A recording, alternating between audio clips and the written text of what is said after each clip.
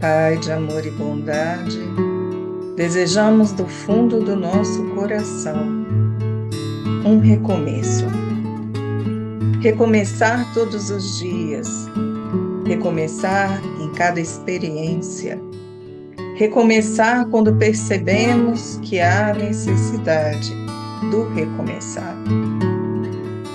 Com o Senhor, estaremos sempre fortalecidos para superarmos todas as adversidades, todas as mazelas construídas por nós em nós, e no auxílio ao próximo e no auxílio a nós mesmos, seguiremos em frente, rumo a uma vida diferente, deixando para trás aquilo que hoje já nos parece algo que não vale a pena continuar vivenciando. Que o Senhor, junto com a nossa determinação, vontade, amor, caridade, felicidade, consigamos seguir por este caminho e, diante do Senhor, elevaremos todo o nosso amor e sorriso e agradeceremos sempre a Ti, dia após dia. Assim seja. Boa noite. Chegamos então ao fim, de mais um curso, Hoje, então, como foi falado, é o fechamento. E nesse fechamento a gente vai abordar, não só, fechando tudo aquilo que a gente conversou durante o curso, mas a gente também vai abordar os dois últimos capítulos, que é o capítulo 21 e 22 do livro Metamorfose. E já que a gente está falando no final do livro, eu queria começar essa nossa conversa de hoje de uma forma diferente. Eu não vou falar agora sobre o capítulo em si, depois eu adentro a história do Jorge e a gente pega o gancho. Mas eu queria falar do final do livro, e não desse livro, mas o final de todo e qualquer livro. Porque há um tempo atrás, eu estava conversando com uma determinada pessoa, e essa pessoa chegou para mim e falou assim: Olha, eu já li vários livros espíritas, vários romances, mas chegou uma hora que eu já não estou conseguindo mais ler porque parece sempre igual, né? E aí eu questionei, para a pessoa o que que era sempre igual. E a pessoa falou assim: sempre termina com um final feliz, né? E é como se a gente já esperasse como vai terminar, porque vai ser um final feliz e a vida não é assim. E aí eu fiquei pensando bastante sobre isso, óbvio que eu tentei argumentar, sobre isso, mas eu fiquei pensando durante um tempo e passou. E agora, recentemente, eu estou psicografando um outro livro com outro autor, e não é o Agnel, e exatamente veio sobre isso, sobre a questão do final feliz.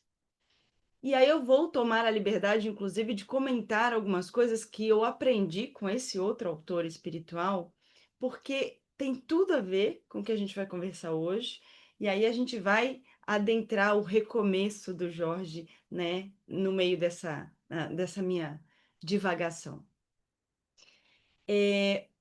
Qual é a grande questão do final feliz? Muitas pessoas, têm visões diferentes sobre se existem ou não existem finais felizes. E aí eu vou abordar aqui diferentes formas que as pessoas têm de enxergar isso. Tem muitas pessoas que acreditam que finais felizes não existem. E as pessoas que geralmente têm essa visão são aquelas pessoas que se prendem à nossa vida material atual. E realmente faz sentido a pessoa não acreditar num final feliz quando ela pensa em todas as dificuldades da sua vida, Muitas vezes lutando diariamente para conseguir, trabalhando para conseguir o mínimo de sustento, para conseguir se manter, e são doenças, são problemas, e aí de repente uma doença vem, um acidente acontece e a pessoa desencarna. E a vida material cessa. E aparentemente não teve um final feliz. E é fácil de entender o porquê que as pessoas têm essa coisa, né? Não, final feliz é uma coisa só de fim de novela, fim de livro, fim de filme. E isso não existe na realidade. E aí, a gente precisa pensar um pouquinho mais sobre isso. Porque eu concordo que não existem finais felizes. Mas de uma forma diferente do que a maioria, né, do que geralmente as pessoas argumentam. E aí eu vou explicar por que que eu concordo que não existem finais felizes. Mas primeiramente vamos entender que muitos daqueles que dizem que não acreditam no final feliz, que dizem que os finais felizes são uma ilusão, eles têm o que a gente chama de um pensamento materialista e pessimista. E o que eu estou falando aqui, inclusive, é discutido até dentro da própria filosofia. Né? Existe uma grande discussão se os finais felizes são possíveis ou se são apenas uma ilusão. Por quê? Porque para muitas pessoas, o final feliz, na verdade, que você vê num conto de fadas, num livro, ou na novela, ou no filme, não é o final, e sim um recorte de uma vida. Porque, por exemplo, vamos pegar lá os nossos contos de fada da época de criança, né? O príncipe casou com a princesa, derrotou o dragão ou a madrasta, seja lá quem foi o vilão, e aí acabou a história, final feliz. Não continua a história contando depois da princesa com 3, 4 filhos, né? Do príncipe com dificuldade de pagar as contas, de manter o castelo. Não conta os perrengues do depois, só no momento em que tá tudo lindo e o casamento está acontecendo. E é verdade. Quando a gente fala de um final feliz de uma novela, quando a gente fala do final feliz de um livro, quando a gente fala do final feliz de um filme, nós não estamos falando de um final, nós estamos falando de um recorte, de uma fotografia, de um momento que é feliz dentro daquele contexto. E as pessoas que dizem que o final feliz é uma ilusão, usam esse argumento de que o final feliz, muitas vezes descrito pelos contos de fada, não são um final e sim um recorte. Por quê? Porque depois a vida vai se tornar infeliz dentro da visão dessas pessoas, que é uma visão pessimista. E muitos, né, ainda argumentam que não tem como o final ser feliz, porque o final por si só é infeliz. Muitas pessoas argumentam que não tem como existir um final feliz, porque se é final, acabou. E o fato de acabar já seria infeliz por si só. E é aí que a gente adentra, né, numa visão diferente, que é quem disse que acaba? Como eu disse para vocês, eu concordo, não existem finais felizes. Mas não porque eu não acredito na felicidade, é porque eu não acredito no final.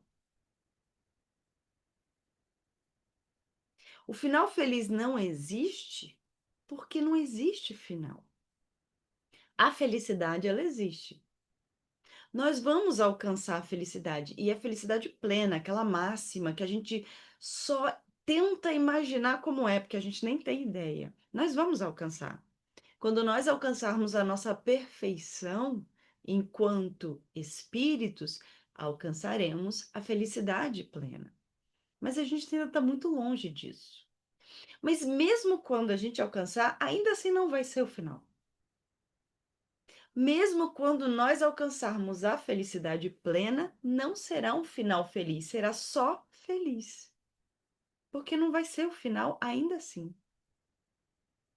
Então, não existe, né, quando a gente vê o final de um livro e ele sempre parece muito feliz, não é que é um final feliz.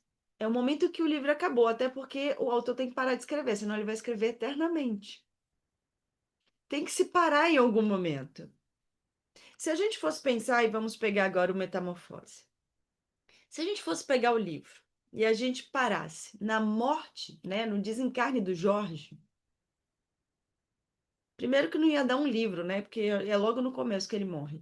Mas se a gente fosse, né, parar no desencarne do Jorge, realmente não seria nada feliz, né? Não teria nada de feliz no livro. E é isso que a gente faz quando a gente olha para a nossa vida. A gente pensa, morreu, acabou. Então, ao final é triste. Mas aí que tá, o livro continua. Boa parte do livro é o Jorge no plano espiritual. E agora a gente está no final do livro, ele retornando para a matéria. Então, não existe o final feliz, porque o final não aconteceu.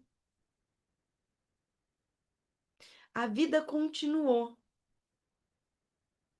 Quando a gente olha para a nossa vida apenas como esse recorte, né, de vida encarnada, realmente não faz sentido pensar em um final feliz. Porque, né, óbvio, né? Tem pessoas que têm uma vida plena e quando chegam no desencarne, elas desencarnam tranquilamente, elas vão em paz, né? Mas isso não é padrão. Muitos de nós não quer desencarnar, né? Bate o pé e insiste para ficar. Muitos de nós vai desencarnar de uma forma não agradável, porque isso acontece. E encarar isso como um final feliz não vai acontecer. Mas aí é que está a questão. A gente tem que parar de olhar a morte como um final. Não é um final. O livro termina nesse momento feliz, né, entre aspas, por um motivo. É óbvio, existem alguns romances, inclusive romances espíritas, que terminam de uma forma não tão feliz, né? E existe um propósito para isso. Mas a grande maioria dos romances espíritas terminam no momento feliz. Por quê?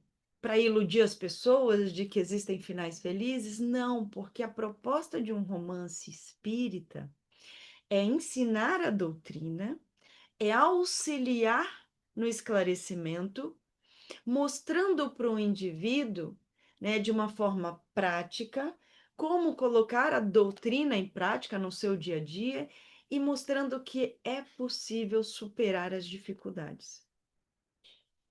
Então, se o grande objetivo de um romance espírita é mostrar para as pessoas que é possível, apesar de todas as dificuldades que a gente vivencia, conseguir superar e aprender com essas dificuldades, como é que eu ia conseguir, né, trazer um pouco de ânimo para alguém se eu terminasse no momento mais triste do livro?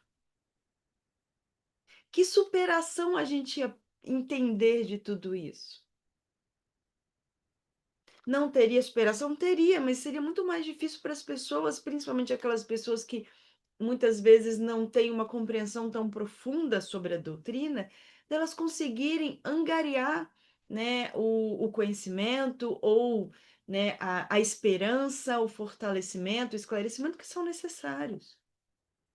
Então faz sentido que romances espíritas finalizem, né, tenham a sua última página descrevendo um momento de superação, descrevendo um momento feliz. Porque é justamente para que nós tenhamos a esperança e a compreensão de que sim, a gente consegue. Mas não é a felicidade plena. O final do livro, né, do Metamorfose, não mostra a felicidade plena, né, do Jorge. Muito pelo contrário, mostra ele se arriscando a começar de novo. Porque a felicidade plena está muito distante para todos nós. Então, o final ele não existe nem quando a gente morre, nem quando a gente reencarna. Não vai acontecer momento nenhum. É sempre mais uma oportunidade de recomeçar.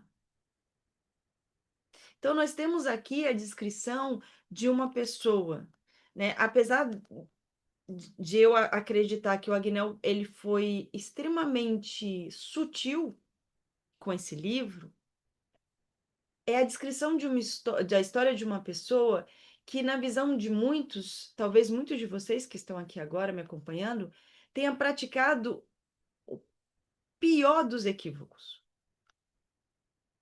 Porque quando a gente pensa no erro, quando a gente pensa assim, o que alguém pode fazer de ruim, pode vir várias coisas à cabeça de uma pessoa. Mas quando envolve criança, geralmente a pessoa coloca no patamar máximo de maldade. E a gente vê a descrição de uma pessoa que era violenta, que tinha, assim, abreviado a vida material de algumas pessoas, mas que talvez, né, o equívoco maior, até mesmo para ele, que era o que ele mais se arrependia, era do abuso que ele cometia com mulheres muito jovens, né, com meninas. E até ele conseguiu. Conseguiu, não vou dizer se transformar totalmente, por quê? Porque, como a gente viu, né, o final do livro, ele recomeçando, ele tentando mais uma vez ser uma pessoa diferente. Mas até mesmo ele conseguiu enxergar a possibilidade da mudança. E é interessante que esse livro tenha sido descrito com alguém cometendo um erro tão grande, por quê? Porque a gente comete erros muito menores e muitas vezes acredita que não é capaz de mudar. A gente comete erros, né, que comparados ao que ele fez são praticamente irrelevantes e nos achamos os piores seres do mundo. Acreditamos que o que fizemos é imperdoável. Acreditamos que não temos mais jeito. E ele, dentro, né, das suas limitações, se dispôs a mudar, se arrependeu, demorou, mas pediu ajuda e está de novo tentando. Usando ferramentas diferentes e de novo tentando. E o livro acaba no momento em que ele está retornando à matéria e a gente não sabe o que que deu. Ele conseguiu? Ele conseguiu colocar em prática tudo que ele aprendeu? Ele conseguiu efetivamente se livrar dessas tendências que ele já trazia de vidas anteriores, tendências associadas à violência? A gente não vai saber, acredito eu, a não ser que o Agnello decida escrever uma continuação. Mas a questão é, não importa. Não importa por quê?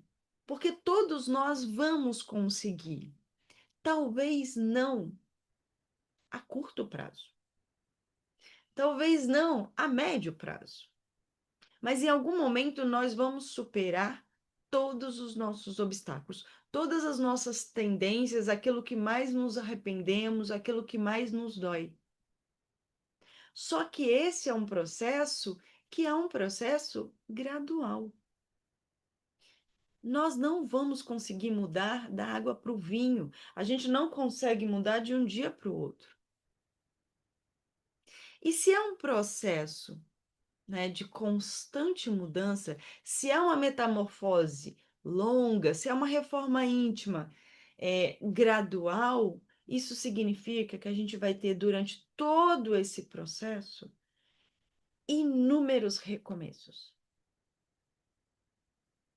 E eu nem estou falando apenas de um reencarne, porque o recomeço que é descrito no capítulo 20 e 21 é o reencarne do Jorge, é o retorno dele ao plano material em mais uma tentativa de superar as suas dificuldades. Mas a gente não precisa esperar.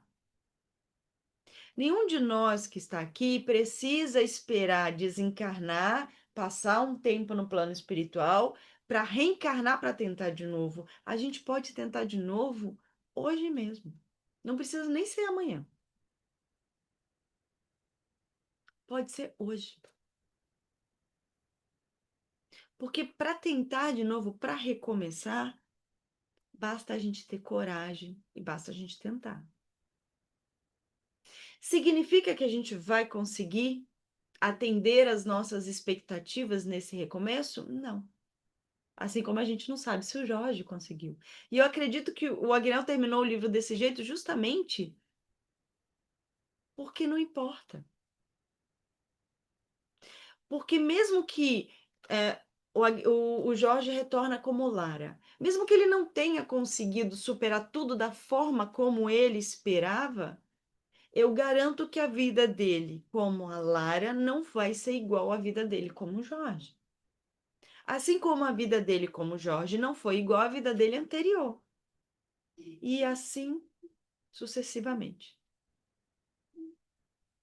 Porque as mudanças, elas são pequenas, mas elas precisam ser valorizadas. Você pode cair na sua dificuldade, na mesma dificuldade, inúmeras vezes, mas você nunca vai cair igual. Então, vamos pegar um exemplo. Uma pessoa tem um vício e ela está tentando se livrar do vício. Né? Eu vou pegar o exemplo do cigarro, até porque antes de a gente começar a palestra, a gente tinha comentado sobre isso. A pessoa está tentando parar de fumar. E digamos que ela tenha, sei lá, dentro desse processo, 20 recaídas. Nenhuma recaída é igual a outra.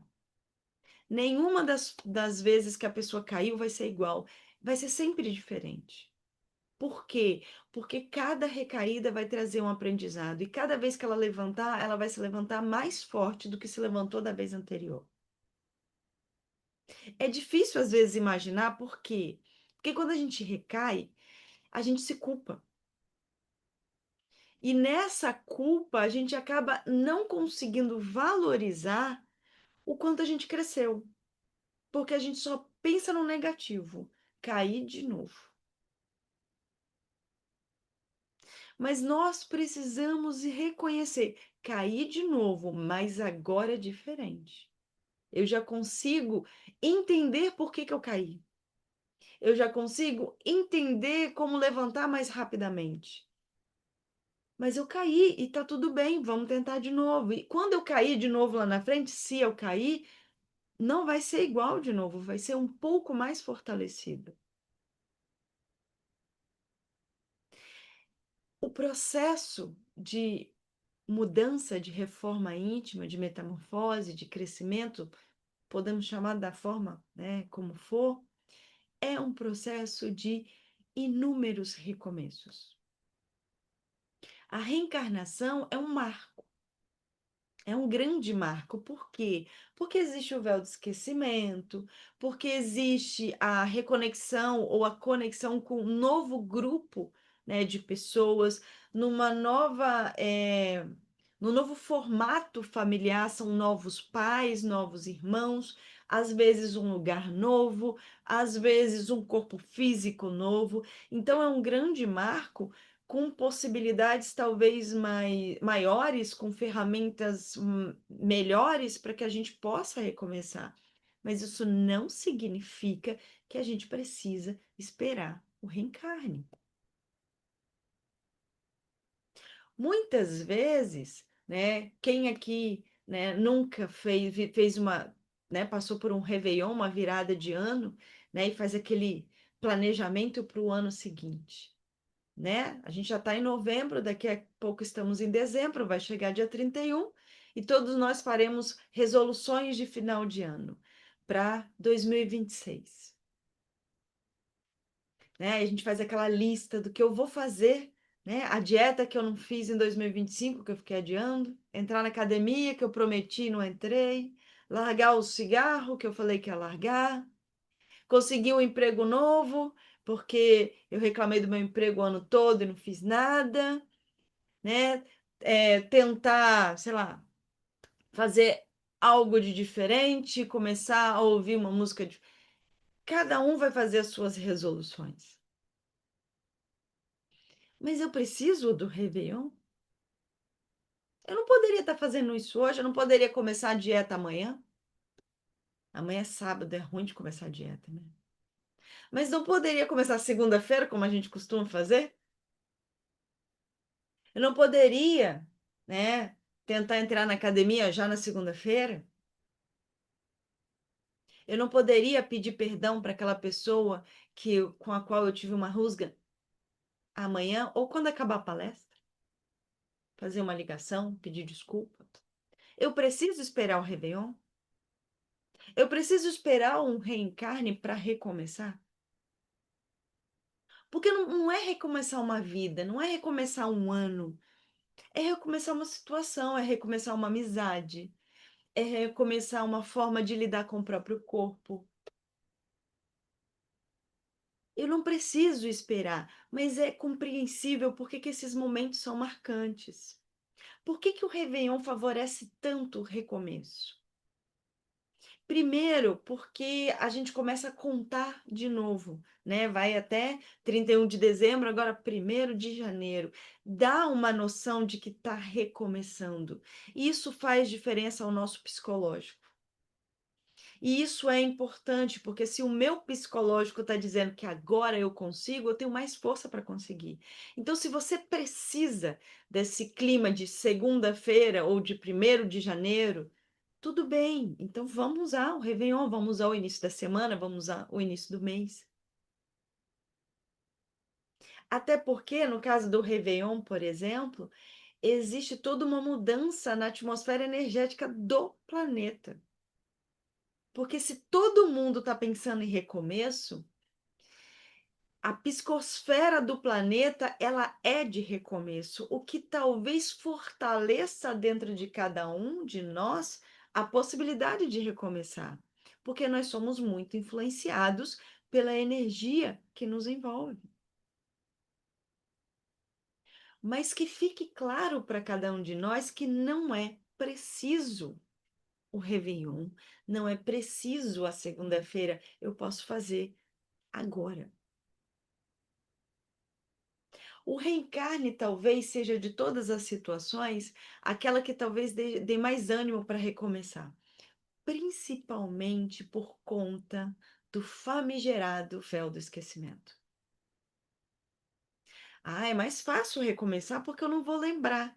No caso do Jorge, por exemplo, né? Ele recomeça a vida como Lara, uma menina inocente, sem lembrar de todas as atrocidades que ele cometeu, de todo o sofrimento que ele teve ao reconhecer os seus erros, ao se culpar pelos seus erros, ao ver a dor naqueles que ele prejudicou.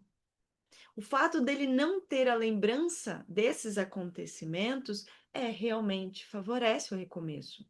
E isso não dá para negar. Mas nós precisamos entender que ninguém que reencarna é uma folha em branco. Recomeço não é começar do zero. Na filosofia, existe um termo que é muito usado, que é a tábula rasa, né? Que seria o significado de folha em branco. Essa ideia da tábula rasa, ela surge dentro de uma vertente filosófica que foi e é muito importante, né? Que é o empirismo. E é muito importante por quê? Porque ela vem quebrar com uma visão que era a visão determinista de que tudo era inato. Houve um momento em que existia a ideia de que nós nascíamos e tudo vinha já inato em nós. Nós éramos pré-determinados. Nosso destino estava escrito.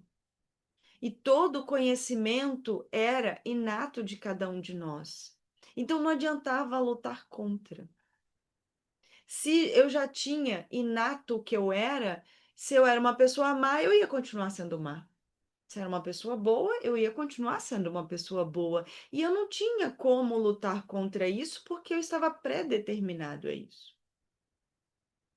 Vários filósofos no seu tempo, por conta do seu entendimento, defenderam isso. Quando surge a ideia da tábula rasa, né, que nós nascemos uma tábula rasa, uma folha em branco, vem justamente com a necessidade de nós nascemos e agora a gente pode escrever do zero a nossa vida. A partir da folha em branco, eu estou escrevendo uma nova história. A ideia da tábula rasa dentro da filosofia vem como os nossos aprendizados, eles surgem a partir das nossas experiências sensoriais, do que eu sinto, do que eu experiencio, das situações pelas quais eu passo. Eu estou construindo o meu caminho e não é ninguém que determinou que caminho é esse. E percebam como essa é uma ideia muito bonita até, e uma ideia que é extremamente importante no momento em que as pessoas achavam que tudo era inato e que a vida era pré-determinada. Então, a ideia da tábula rasa, apesar de hoje a gente saber que ela é falha, ela nasceu para justamente nos mostrar que nós, sim, construímos o nosso caminho, que sim, os aprendizados eles são angariados dia a dia, que sim, eu posso mudar, eu posso ser uma pessoa boa ou posso ser uma pessoa má, de acordo com as experiências que eu tenho e as escolhas que eu faço. Então, como tudo na evolução da humanidade acontece assim, né? Os conhecimentos eles vão se aprimorando, e aí surge uma ideia extremista, e aí surge uma outra ideia para poder rebater essa. O problema é que geralmente ela é extremista para outro lado. E essa é a ideia da tábula rasa. Ela é linda, só que ela é extremista, porque ela sai do você tem uma vida pré-determinada, tudo é inato para você nascer uma folha em branco. E hoje a gente sabe que existe um equilíbrio entre essas duas ideias. Mas antes de eu falar sobre esse equilíbrio, eu vou dar a vez para o meu moderador, porque a pergunta pode estar relacionada a algo que eu já falei. Fala, Leonardo. Vamos lá. A pergunta é: eu achei incrível o Jorge pedir para nascer mulher, que era o maior desafio dele. Na prática, a maioria de nós faz o contrário. Pedimos a Deus para afastar os problemas. Como podemos mudar essa mentalidade e ter coragem de, em vez de pedir uma vida mais fácil, pedir as lições que realmente precisamos para evoluir, mesmo que sejam difíceis? Primeira coisa é entender o seguinte: a gente está vendo a visão do Jorge num planejamento reencarnatório. Quem foi que disse que nós também não pedimos coisas difíceis no nosso planejamento reencarnatório? Talvez cada um de nós tenha feito exatamente como o Jorge. E agora a gente está reclamando do que pediu. A gente pediu, foi atendido e agora está reclamando. E quem foi que disse? Porque o capítulo 22 tem uma página só, e é a Lara nascendo. Quem foi que disse que a Lara não reclamou depois? E falou: ai, como eu queria ter nascido homem. Porque é isso que a gente faz. Nós reclamamos daquilo que nós construímos, daquilo que nós pedimos. Então, o que a gente tem que fazer para mudar? Primeiro, independentemente do que vai acontecer daqui para amanhã, né, do que a gente pode pedir para melhorar amanhã, vamos nos abrir para entender o que a gente pode aprender com o que a gente tem hoje. Porque o que a gente tem hoje é o que a gente pediu ontem. Então, vamos ser caridosos conosco, tá? Não vamos começar a pedir coisas difíceis, porque a gente não está conseguindo lidar nem com as fáceis, né? Vamos tentar primeiro aprender com o que a gente tem. Esse é o ponto. É óbvio que seria interessante que a gente parasse de pedir o caminho mais fácil, né, e buscasse o caminho mais útil. É a famosa porta estreita, né? A gente quer a porta larga. Quando na passagem bíblica é falado sobre a porta estreita e que poucos passam por ela, não é porque a porta cabe poucas pessoas. É porque ninguém quer passar pela porta que traz dificuldade. A gente quer passar pela porta larga, que é fácil de passar, que eu não preciso me espremer, eu não preciso, né, me limitar. A gente quer a lei, a gente, né, defende a lei do menor esforço. Mas por quê? Porque nós já estamos vivenciando as experiências dolorosas e a gente sabe como é complicado. Então, é compreensível esse nosso pensamento, né, de querer a menor dificuldade. Mas vamos entender que hoje a gente já vivencia dificuldades.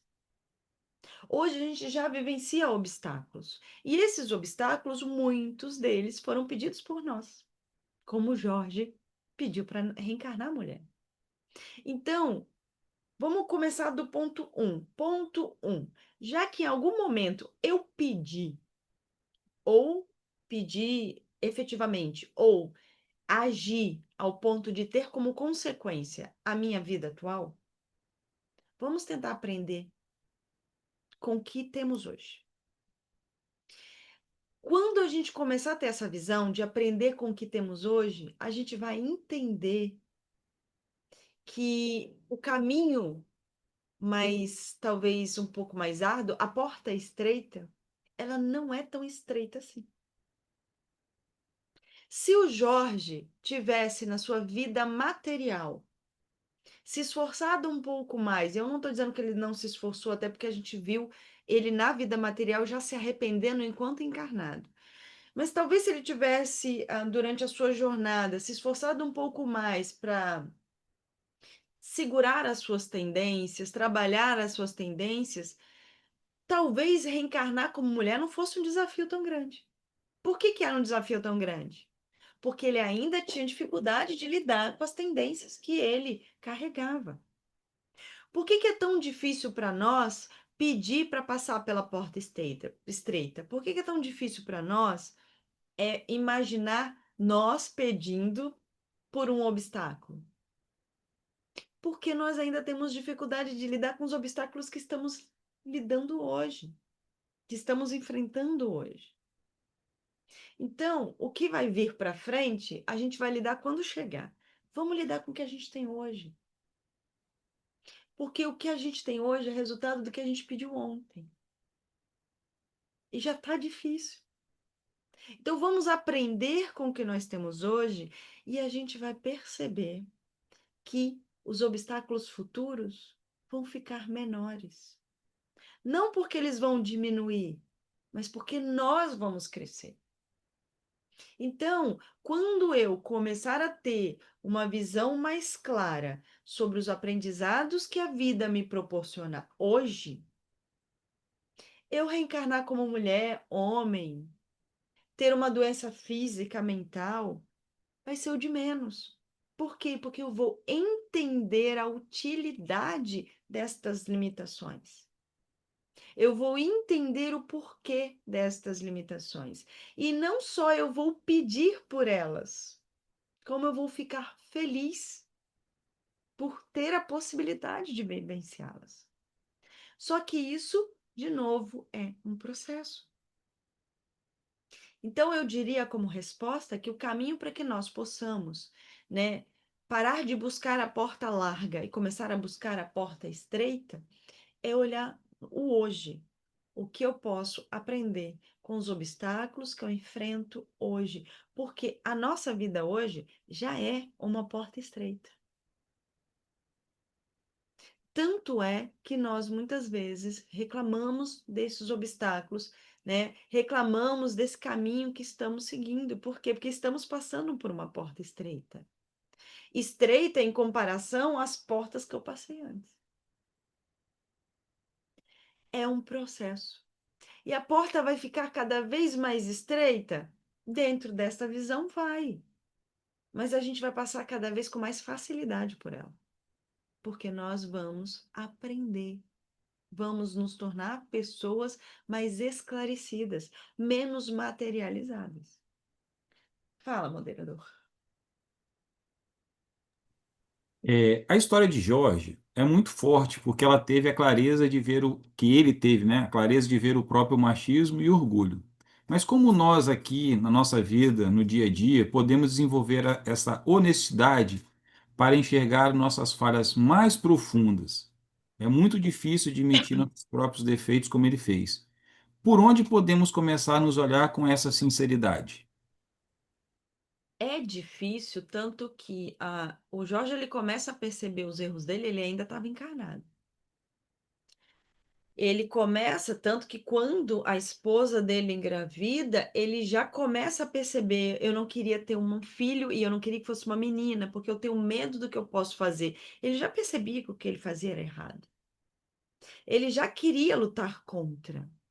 Tanto que chega um momento, ele procura a igreja, ele começa a ir à igreja, ele reclama, né, inclusive com o padre, de que ele não faz mais, mas ele continua pensando, né? Eu não faço mais, eu estou tentando não fazer mais, mas eu ainda tenho a vontade. Qual é a questão? Ele estava já em metamorfose. A metamorfose do Jorge não aconteceu no plano espiritual. A mudança do Jorge não foi da época que ele viveu com o Mateus, não foi durante a sua vida desencarnada. A metamorfose já estava acontecendo antes. Ele já estava mudando. Só que ele não conseguia reconhecer isso. E essa é a questão. Nós estamos mudando hoje. A gente já consegue reconhecer. Se você já está no ponto de se culpar pelas coisas erradas que faz, isso já é sinal que você está mudando. Porque antes você não se culpava. Porque antes você fazia, batia no peito e ainda com orgulho. Contava para os quatro ventos que fazia e ainda queria aplausos. Hoje, se você ainda faz, faz escondido porque tem vergonha. Tenta não fazer e se culpa porque ainda pensa, porque ainda deseja. Isso é mudança. Isso é metamorfose. Porque a mudança ela não dá saltos, a evolução não dá saltos. A gente vê a descrição da vida do Jorge, né? Foram algumas décadas, mas ele já estava mudando antes mesmo de nascer como Jorge. E ele continuou mudando depois de reencarnar como Lara. Tanto que a gente não sabe como que ele lidou com a matéria depois de reencarnar como mulher. A gente não sabe se ele recaiu. Porque, como foi avisado a ele, reencarnar como mulher não significa que você não vai cometer os mesmos equívocos. Porque abusador não é só homem. É óbvio que a gente vê, né, em maior número, fica mais claro, mas não significa que você não vá ter o desejo, não vai recair só porque está como mulher. É uma ferramenta? É uma ferramenta. De lidar o seu machismo, de lidar as suas tendências? É uma ferramenta. Mas não é sinal, não é garantia de que você não vai recair. Então ele ainda continuou crescendo e evoluindo depois de reencarnar, como Lara, que é o final do livro. Qual é a questão? A gente tem que reconhecer as pequenas mudanças. Porque é fácil agora, no final do livro, olhar para o Jorge, olha, ele se arrependeu. Olha, ele já estava trabalhando com a espiritualidade, né, num hospital lá, lidando, ajudando os pacientes. Olha, ele pediu desculpa para o pai da Júlia, foi perdoado. Olha, ele reencarnou como mulher. Nossa, como ele venceu. Só que vamos olhar cada página, cada capítulo. Não foi de uma hora para outra. E ele nem mudou tanto. Ele deu alguns passinhos, mas que é muita coisa. Qual o problema? A gente consegue ver isso aqui no livro. Mas quando a gente dá um pequeno passinho, a gente acha que é pouco. E a gente fica se culpando. E a gente menospreza as nossas conquistas. E acha que já devia estar fazendo mais. E é nisso que a gente tem que trabalhar.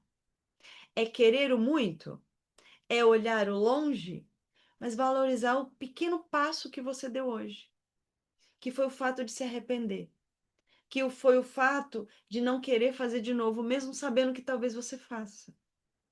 Valorize isso. Isso não significa se acomodar, isso não significa, né, acreditar que não precisa mudar. Isso é acreditar que você vai mudar, mas que as coisas acontecem ao seu tempo e é gradual.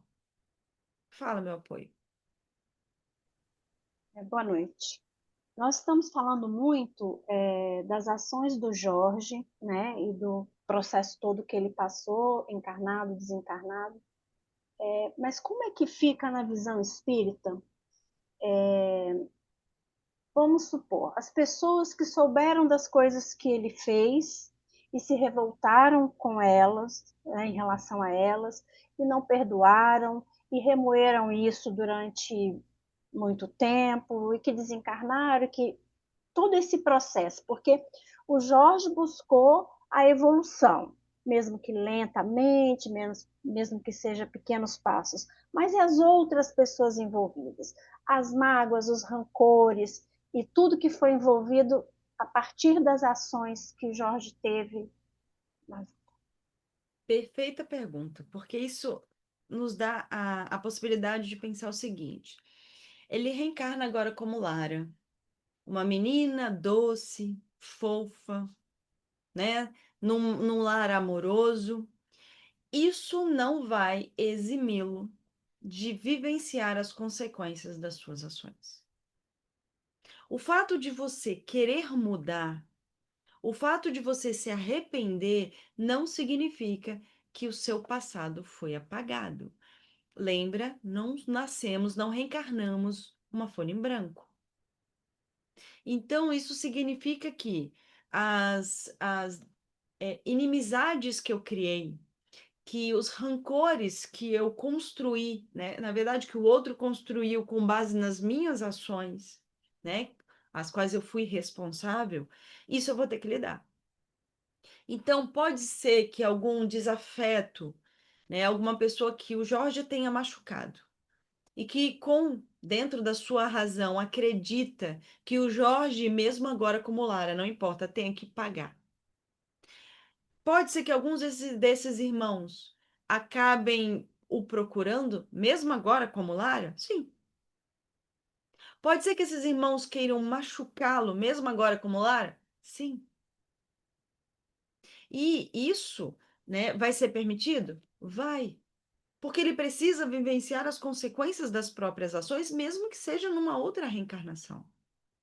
A questão é, ele vai se abrir, ele vai abrir brechas para permitir que estes irmãos que, que alimentam o rancor, que alimentam a vingança, e eu não estou tirando a razão destes irmãos de se sentirem assim, apesar da gente saber que a vingança não é o ideal para ninguém, é compreensível uma pessoa que tenha sido machucada por ele, dessa pessoa não acreditar na mudança. Uma pessoa que fez tudo o que ele fez e agora vem querer nascer bonitinho, a menininha fofinha. É compreensível que muitos irmãos não acreditem na mudança dele e que queiram sim colocá-lo a teste, queiram sim derrubá-lo. A questão é, ele vai abrir essa brecha? Talvez sim, talvez não. Se acontecer de alguns desses irmãos chegarem a alcançá-lo, seja um irmão já encarnado ou ainda desencarnado como um espírito obsessor, ele vai ter que lidar com isso. Ele vai ter que lidar com isso, assim como os encarnados, né, com os quais ele foi obsessor, tiveram que lidar. Espíritos obsessores reencarnam. E muitas vezes passam a ser, entre muitas aspas, vítimas de espíritos obsessores. E eles precisam lidar com essa situação porque é aprendizado. O fato de eu me arrepender dos meus equívocos, se eu for protegido por né, uma bolha, como é que eu vou aprender? Como é que eu vou aprender se eu não vivencio as consequências das minhas ações? E outra coisa, na vida como Lara, quais os obstáculos que ele vai enfrentar na adolescência, na juventude e na vida adulta? Talvez ele tenha que vivenciar várias situações que o vão colocar em circunstâncias semelhantes às meninas que ele violentou. Eu não estou dizendo, a espiritualidade, obviamente, não está planejando a violência. Mas talvez ele se encontre em algum momento numa situação em que ele esteja sujeito a algo do tipo. E ele vai ter que arcar com isso, vai ter que vivenciar isso e aprender com isso. Isso se chama evolução. É nós agimos, vivenciamos as consequências das nossas ações e crescemos com isso. Fala. Então, da mesma forma, as pessoas que sofreram as consequências das ações dele, elas também precisam ou deveriam entrar num processo de amadurecimento, de perdão, de crescimento. E à medida que elas não vão por esse caminho, a evolução delas ficaria atrapalhada, eu não sei se é essa a palavra. Né? Então, assim, o outro está buscando o caminho do crescimento, de melhorar, reconheço que errei e vou fazer diferente. Então a pessoa está buscando mudar. Mas quem sofreu agarrou nesse momento da vida e não consegue se desprender e vive o resto da vida encarnado com esse peso. Como ficaria? Eu não estou sabendo, não é por comparação assim, mas errou e quis melhorar e fez de tudo para ficar melhor. Sofri, né? E agarrei no problema e não consigo soltar e vivo o resto da minha vida. Como é que fica isso para a evolução espiritual? A gente separa muito as situações, né, como uma vítima e um algoz. Mas, na verdade, todos somos vítimas e algozes em diferentes situações, né? E muitas vezes, ou numa situação como essa, né, em que a gente tem, vamos pegar um espírito obsessor, né, que está tentando influenciar um encarnado. Quem é vítima de quem? Quem é algoz de quem? Porque muitas vezes aquela pessoa que está ali como vítima, ela já foi um algoz. E muitas vezes aquela pessoa que está ali como algoz, ela já foi e ela está sendo vítima de si mesma. Então, não existe essa dicotomia. O mesmo processo evolutivo, as mesmas oportunidades de aprendizados que são dadas àquele que machucou, são dadas àquele que foi ferido. Então, do mesmo jeito que o Jorge teve todas as oportunidades de se arrepender das suas ações e de mudar, aqueles que ele feriu também tiveram. Tiveram as chances de refletir sobre tudo que vivenciaram e de trabalhar o perdão. Não é fácil. Não é fácil perdoar, né, aquele que te feriu, não é fácil perdoar aqueles que ainda praticam as mesmas ações daquele que te feriu. Mas isso também é aprendizado. Muitas pessoas, eu não estou aqui colocando isso como regra, tá? Porque cada caso é um caso.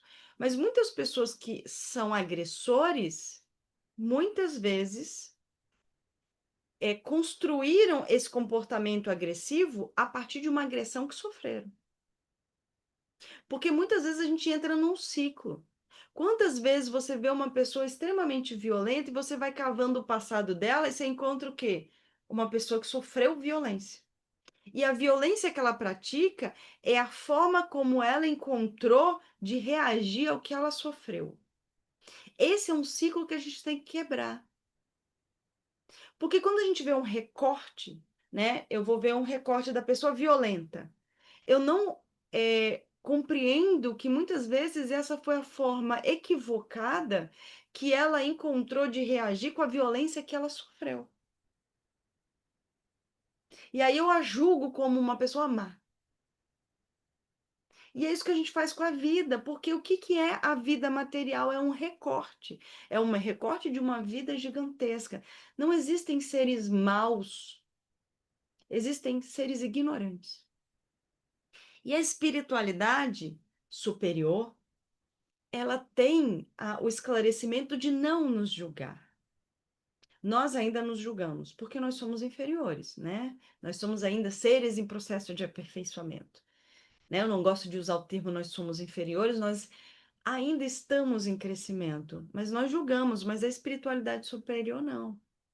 A doutrina espírita não julga o agressor, ela julga a agressão.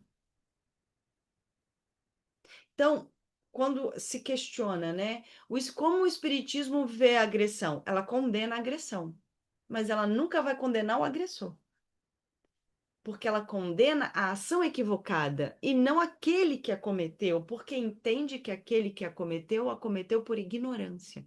Uma ignorância moral que precisa ser trabalhada e muitas vezes precisa que essa pessoa arque com as consequências das suas ações, vivencie as consequências das suas ações, o que possivelmente vai ter dor, para que ela aprenda com isso.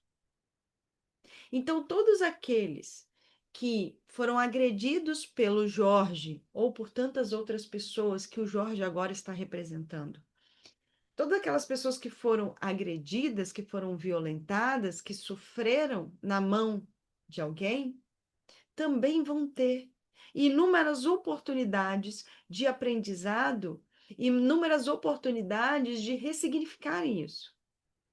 Significa que elas vão conseguir perdoar hoje o seu agressor? Não.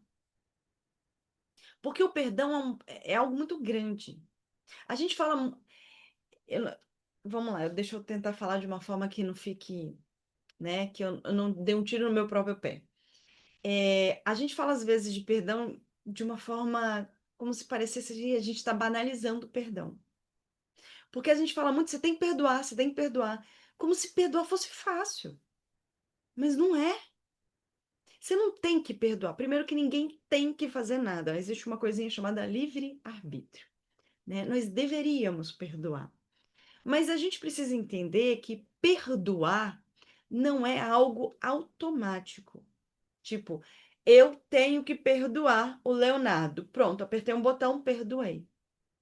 O perdão é construído. E muitas vezes eu vou demorar 3, 4 vidas para construir esse perdão. Porque para eu construir esse perdão, eu preciso entender, né, o que aconteceu, entender por que aconteceu, entender por que eu reagi daquela forma, ressignificar, né, a minha reação, entender o aprendizado no processo, entender que o Leonardo, quando me agrediu, ele tinha uma outra mentalidade, que ele está tentando mudar. Isso é um processo tão complexo que perdoar é uma coisa que você demora muito tempo para construir. Então, quando eu vou perdoar o Leonardo? Eu ainda não sei, mas eu vou tentar. E essa tentativa, essa construção do perdão, ela tem etapas. Ela tem várias etapas. Talvez a etapa que eu estou agora eu só não vou tentar revidar. Esse é o primeiro ponto. O primeiro ponto da construção do perdão é não pagar na mesma moeda. E essa etapa já é difícil. Muitos de nós ainda tá nesse patamar de querer que o outro sofra, de querer que o outro, né, receba o troco do que fez. Essa é a primeira que a gente vai tentar vencer, né? Eu não vou desejar nada de bom para o Leonardo, eu só vou parar de desejar mal. Primeiro ponto.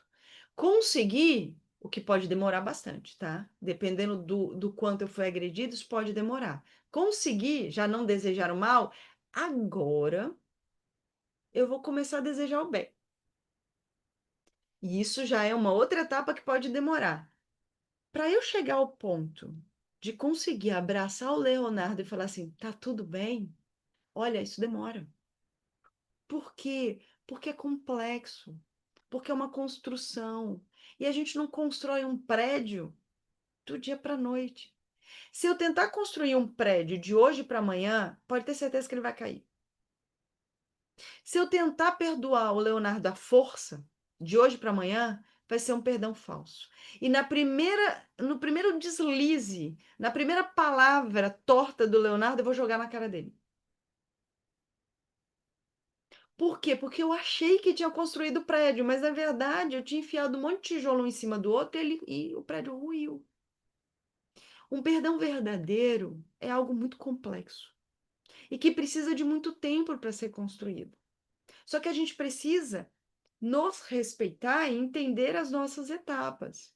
Então, se aqueles que o Jorge agrediu, se eles não conseguem hoje olhar para o Jorge e dizer, tá tudo bem, eu entendo que você não sabia fazer diferente, que hoje eles consigam só tentar não revidar.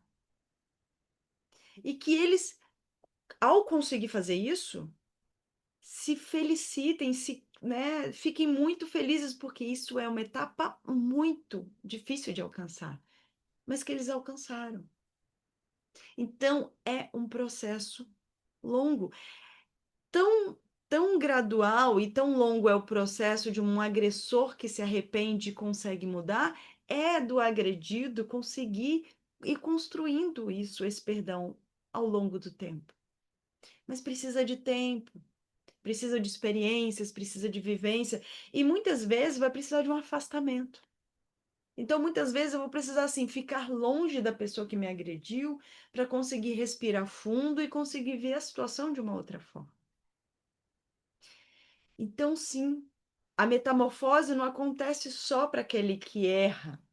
Afinal, todo mundo erra, né? Mas dentro de uma situação específica, não é só para aquele que erra, mas para aquele que também sofre com o erro. A metamorfose é para todo mundo, a mudança é para todo mundo, o recomeço é para todo mundo. O véu do esquecimento, ele não existe só para você não lembrar das agressões que você fez. É também para você não lembrar das agressões que você sofreu. O véu do esquecimento no recomeço é para que você possa se libertar também do rancor que você alimenta pelo outro. Então, muitas vezes a gente coloca um peso muito grande no véu do esquecimento, né? Como é que eu vou aprender se eu não lembro o que eu fiz? Como é que eu não vou aprender se eu não lembro no meu planejamento reencarnatório? Graças a Deus que a gente não lembra. Vamos imaginar, imagina essa pobre alma, Lara, nascendo, lembrando do que ela fez como Jorge. Como lidar com isso? Como lidar você hoje sabendo de tudo que você fez? Ou como lidar sabendo de tudo que você sofreu? Vamos imaginar uma vítima do Jorge, entre aspas, vítima do Jorge, reencarnando, mas lembrando o que passou. E pior, às vezes, estando do lado do seu agressor. A gente tem aqui, é óbvio que a relação do Jorge com a Júlia é uma relação extremamente complexa, porque ela não via o ato dele como agressivo, né? Ela criou uma dependência emocional, né, no seu agressor, né? Então ela não conseguia ver a atitude dele como uma atitude equivocada, porque ela criou essa dependência emocional dele. Mas a gente percebe numa relação aqui em que ambos vão reencarnar juntos de novo como irmãos de novo, porque já foram irmãos. Então, muitas vezes, aquele que está do seu lado, dentro do seu lar, é um grande amor da sua vida, mas às vezes não é. Às vezes foi aquela pessoa que te machucou. Ou aquela pessoa que você machucou. Mas graças ao véu do esquecimento e à possibilidade dos recomeços, a gente tem a possibilidade de estar ali do ladinho. E ver o outro lado daquela pessoa. Por quê? Vamos pegar o exemplo que a Suzana nos trouxe. Vamos imaginar que uma pessoa que foi ferida, não só as meninas, mas as pessoas que o Jorge tirou a vida, né? Ele chegou a abreviar a vida material de alguns homens. Digamos que uma dessas pessoas que alimente um grande rancor, mas que queira mudar, se abra para a possibilidade, né, de reencarnar como irmão do Jorge, né, como alguém muito próximo. O que que isso vai trazer de possibilidade de crescimento? Vendo aquela menina fofinha, Lara, agora, uma criança, vendo as atitudes dela, tentando crescer, amando os pais, talvez essa pessoa olhe e fale assim: nossa, como ela é legal. O Jorge já era legal. O Jorge já tinha várias qualidades. Só que aquele que foi agredido pelo Jorge nunca ia conseguir ver essas qualidades, porque estava cego pelo rancor. Quantas vezes nós não somos agredidos, eu não estou dizendo nem fisicamente, né? Verbalmente, moralmente, por alguém, e a gente começa a ver essa pessoa como o pior ser do mundo. Não quer ver nem pintado de ouro. A pessoa foi grossa com você, a pessoa te distratou, a pessoa te passou a perna, a pessoa. Não importa. A pessoa ela fez algo que te machucou nesta vida. E você acha que ela é o pior dos seres. Aí vem alguém e fala assim: nossa, mas ele é legal. Eu falo assim: legal nada. Ele fez isso, isso e isso comigo. Nossa, mas olha, ele cuida da mãe. Não quero saber, ele fez isso, isso e isso comigo. Você não consegue ver o lado positivo da pessoa, porque você está cego pelo seu rancor. Aí agora vamos pegar essas duas pessoas e vamos colocar elas com um véu do esquecimento lado a lado. Você vai conseguir ver o lado bom dessa pessoa. Isso não vai apagar o que ela fez, mas vai te possibilitar enxergar que mesmo o indivíduo que, aos seus olhos, é o indivíduo mais cruel do mundo, ainda assim é um ser humano e ainda assim tem algo de bom. Tem um outro lado que você ainda não conseguiu ver. Porque eu vou te dizer que tem alguém no mundo que te acha o pior dos seres. Porque nós não somos santos. Muitas pessoas nos agrediram, mas a gente já agrediu muita gente. Nesta vida, não estou falando de vida passada, não. Estou falando nessa. A gente já ofendeu pessoas. A gente já passou a perna em algumas pessoas, mesmo sem saber. Às vezes você conseguiu, por exemplo, uma vaga de emprego porque você tinha um amigo que trabalhava na empresa. E a outra pessoa que queria a vaga te considera como o ser mais injusto e mais corrupto do mundo. E você falou assim, gente, mas eu não fiz nada. Um amigo estava lá e me facilitou. Eu não fiz nada de ruim, mas na visão do outro, você é o pior dos seres. E ele não consegue ver o seu outro lado. Por quê? Porque está cego pelo rancor, assim como nós nos cegamos. Os recomeços são maravilhosos, e principalmente quando a gente está falando de reencarne, por isso. Como eu disse lá para trás, nós não reencarnamos como folhas em branco. Vamos mudar a analogia. Nós não reencarnamos como uma tela em branco. Nossa, a nossa tela já levou tinta, mas muita tinta, né? É pincelada atrás de pincelada, porque quantas reencarnações a gente já teve? Então, assim, a grossura da tela de tinta tá enorme. Só que qual é a grande vantagem? A cada reencarnação eu tenho a possibilidade de dar mais algumas pinceladas. E com isso, eu estou aprimorando a pintura. Então, quando você reencarna, ninguém vem com uma espátula e arranca a pintura anterior, ou passa sei lá, um removedor para apagar sua pintura anterior. Não, você está pintando em cima da pintura que já estava ali. E aí é que tá a beleza. Por quê? Porque essa tinta que já estava lá está servindo de base para que vem agora. A Lara não seria a pessoa que ela vai ser agora, né? Na verdade, que ela já foi, porque possivelmente a vida dela como Lara já se passou. Mas ela não foi a pessoa que foi se ela não tivesse vivido como Jorge.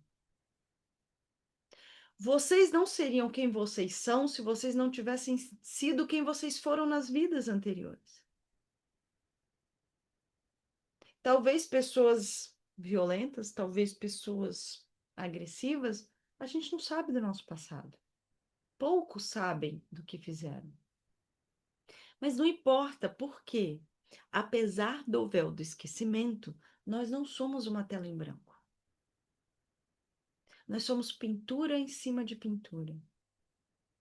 E aí, usando essa analogia, várias obras de arte extremamente caras, extremamente apreciadas e admiradas como, né, maravilhas do mundo, já foram analisadas e é óbvio, ninguém vai pegar uma obra de arte e vai raspar a obra de arte para ver o que tem embaixo.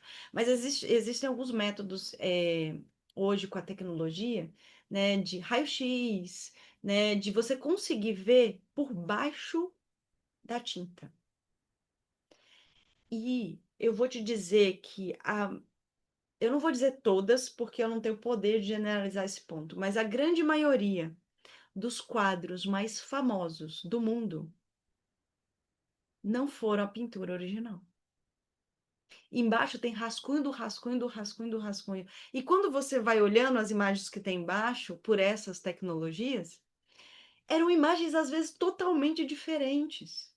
A pessoa estava virada para o outro lado, na verdade tinha uma outra pessoa que foi apagada com tinta, e na verdade o quadro não era uma pessoa só, eram 5, só que aí o pintor desistiu e aí apagou todo mundo e deixou uma só.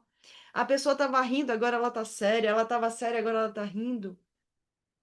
As obras de arte lindas que nós vemos hoje, elas não foram construídas lindas.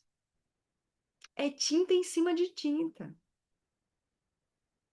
Tiveram erros, possivelmente na hora de pintar, o pintor derramou a tinta e aí deu um borrão. Ai, meu Deus, o que que eu faço? Vou transformar o borrão numa árvore. E aí o borrão virou uma árvore linda. E é assim a nossa vida. Às vezes a tinta cai, a gente faz um borrão na nossa tela. Só que não dá para apagar. Não tem removedor no mundo que apague o que você fez no passado. Mas isso não significa que você não possa transformar o seu borrão numa árvore linda. Mas para isso você precisa fazer o quê? Olhar para a tela, para aquele borrão e falar assim: bom, errei. E agora? Vamos tentar resolver. E o tentar resolver não é apagar, é ressignificar. O recomeço é o momento de ressignificação, em que você vai olhar para aquele borrão de tinta e você vai falar assim: dá para fazer uma árvore ou uma montanha? E cada um de nós vai ter que fazer isso. E, de novo, nós não precisamos reencarnar para fazer isso. Sabe aquela pessoa que você ofendeu ontem? É um borrão. Vamos ressignificar agora. Liga para a pessoa, pede desculpa. Talvez a pessoa não te desculpe, como a Suzana colocou. Talvez a pessoa, mesmo você se arrependendo, mesmo você implorando por perdão, a pessoa fala assim: não te perdoo. E tá tudo bem, porque é o momento da pessoa. E o perdão que você está pedindo não é para ela, é para você. Enquanto a gente não entender que quando a gente pede desculpa, não é para a pessoa que a gente machucou, e sim para nós mesmos, a gente não vai para frente. Porque quando a gente está pedindo perdão, não é para que a pessoa me perdoe, mas é para que eu possa me perdoar e entender que eu posso mudar. Se a pessoa vai me perdoar, ela vai me perdoar no tempo dela, porque o perdão, como eu disse, é uma construção. E ela não vai te perdoar agora, porque se for um perdão, se ela te der o perdão agora, vai ser uma construção mal feita e vai cair na primeira oportunidade. Quando você errar de novo, ela vai te jogar na cara. E entenda, por quê? Porque às vezes é você que exigiu perdão. Quantas vezes, vou pegar um exemplo maravilhoso, né? Num relacionamento conjugal, você vai lá e faz aquele erro horrendo. E aí vai e pede desculpa. E a pessoa não te desculpa. Você fica insistindo como se fosse uma exigência. Não, por favor, me desculpa, me desculpa, me desculpa, me desculpa. Até a pessoa, tá bom, te perdoo. Para que você está exigindo esse perdão à força? Para se sentir melhor? A pessoa falou só da boca para fora que ela te perdoou para você parar de insistir, porque na próxima que você piscar, ela vai te jogar na cara. Porque não foi um perdão construído. Dê tempo para a pessoa. Deixa ela respirar. Às vezes ela vai precisar passar 24 horas longe, sem olhar na tua cara. Para poder pensar e falar assim: tá, ele não fez por querer. Agora, quando você insiste em querer o perdão, você pode ter certeza, esse perdão não vai ser verdadeiro. Porque ele não foi construído, ele foi imposto. E é isso que às vezes a gente quer fazer, a gente quer ser perdoado automaticamente, a gente quer que as coisas mudem automaticamente, mas recomeços não funcionam assim. Quem eu ofendi não vai me perdoar facilmente, precisa de tempo. Quem eu ofendi vai precisar construir esse perdão, assim como eu preciso construir o perdão para com aquele que me ofendeu. E tá tudo bem. Porque eu vou dizer uma coisa que eu acho que não é novidade para ninguém. A gente tem tempo. A vida é feita de recomeços e eu vou dizer que são infinitos. Quanto tempo a gente tem? Ninguém está dando um prazo para a gente evoluir. Talvez a gente tenha um prazo para a gente continuar evoluindo neste planeta. Mas se não der para ser neste, vai ser em outro. Porque a construção é assim, é ao seu tempo. É óbvio que nós temos ferramentas para acelerar esse processo. E os recomeços são isso. Nós usarmos as ferramentas para acelerar esse processo. Então, o Jorge, ele recomeçou. Hoje já deve ter recomeçado de novo, já não deve ser Lara, deve ter outro nome. E nós também vamos recomeçar. Quando reencarnarmos, também. Mas eu convido a cada um de nós para recomeçar hoje. Tá doendo no coração alguém que você machucou? Espera a palestra acabar, não sai agora não. Espera a palestra acabar e liga para a pessoa. Ah, ela não quis me atender. Tudo bem, mas vai dormir com o coração quentinho e fala assim: eu tentei. Eu, pelo menos, eu tentei. E é isso que importa. A pessoa não te perdoou, ela vai perdoar no tempo dela, mas você tentou. E isso é uma conquista. Fique feliz, você tentou se redimir, você está construindo essa redenção. Você ofendeu essa pessoa, não tem como voltar atrás. Você não tem como voltar no passado e deixar de ofendê-la. Mas agora tenta não ofender mais. Ela e nem mais ninguém. Usa essa dor que você está sentindo agora como uma força motriz para te impulsionar para frente. Isso é recomeço. E o fato do Agnel ter trazido alguém que errou num erro tão grande, né? A gente usa muito não vou nem usar o termo que a gente costuma usar, né? Mas alguém que fere uma criança da forma como ele feria. E eu vou dizer, o Agnel foi extremamente suave ao falar sobre isso. Ele não entrou em detalhes justamente porque senão ninguém leria o livro. Se ele colocou esse exemplo, por quê? Para mostrar que todos nós somos passíveis da mudança.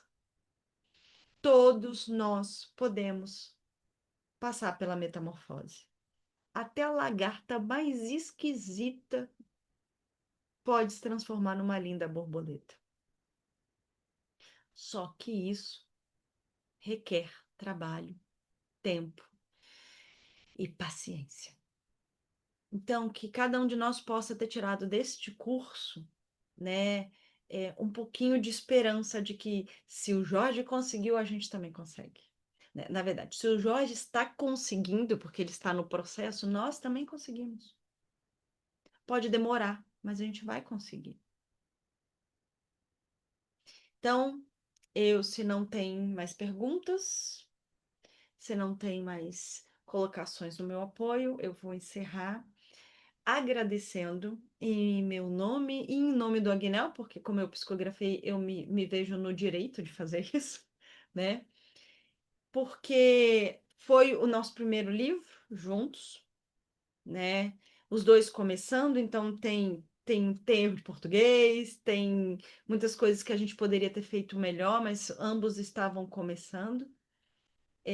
Mas é muito bom, eu falo isso por mim, acredito que para ele também, ver que realmente tem muito aprendizado aqui dentro e que realmente tem como crescer lendo um livro espírita, um romance.